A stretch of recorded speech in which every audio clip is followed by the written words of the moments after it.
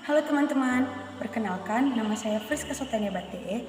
Saya dari Program Studi Pendidikan Bahasa dan Sastra Indonesia, Fakultas Keguruan dan Ilmu Pendidikan Universitas Nias, akan membahas kepada teman-teman semua tentang simulasi pengajaran MIPA, mulai dari membaca, menulis, berbicara, dan menyimak. Selamat menonton! Nah, dari gambar di atas yang sudah teman-teman lihat, kita akan membahas 3 keterampilan berbahasa sekaligus. Yang pertama adalah keterampilan berbicara. Keterampilan berbicara adalah keterampilan seseorang dalam mengucapkan, mengartikulasikan, dan melafalkan sesuatu. Berikut contohnya. Deskripsi tentang anjing. Anjing merupakan hewan mamalia yang sangat bersahabat dengan manusia. Tingkat integrasi dari anjing tergantung dari pemeliharaan atau tuannya. Anjing mempunyai jiwa sosial yang tinggi seperti manusia. Anjing akan mengikuti perilaku manusia yang sudah dia kenal secara lama, seperti mengikuti langkah dan juga melakukan apa yang jadi perintahnya. Tentunya, anjing perlu dilatih, diajak bermain, dan juga bersosialisasi dengan lingkungan agar daya tangkapnya lebih baik. Sesingkat itu, namun itulah contoh cara kita berbicara atau mengucapkan sesuatu. Yang berikut adalah membaca.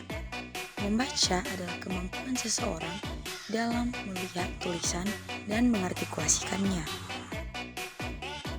Tentu saja tidak hanya sekedar paham dan mengartikulasikan, namun membaca menuntut kita untuk bisa memahami lebih dan mengerti apa yang dimaksud dari teks bacaan. Misalnya, setelah kita membaca teks tentang deskripsi tentang anjing, maka kita dapat memahami apa saja yang sudah dideskripsikan tentang anjing. Ketika kita sudah membaca, maka kita akan tahu tanpa kembali dibaca atau tanpa menggunakan teks. Yang berikut adalah keterampilan menyimak. Menyimak adalah keterampilan seseorang ketika sudah mendengar, memahami, dan mampu mengingat kembali, serta dapat mendalami dan dapat mengulang kembali teks cerita tanpa harus melihat teks kembali. Di dalam hal menyimak, biasanya digunakan audiens dan pembaca atau pemberi informasi.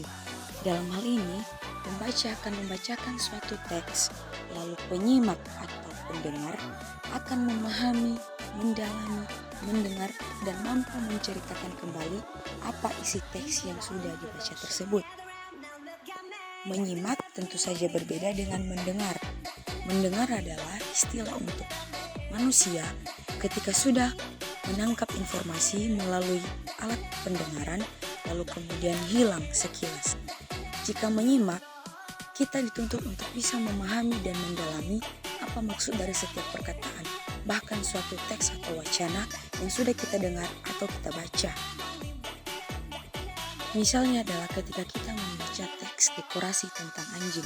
Setelah kita membaca teks tersebut, kita tidak hanya membaca lalu menghafal, namun kita dituntut untuk bisa memahami, mengartikan, atau mengulangi kalimat tersebut dengan bahasa kita sendiri, tanpa harus menggunakan kata-kata dari dalam teks.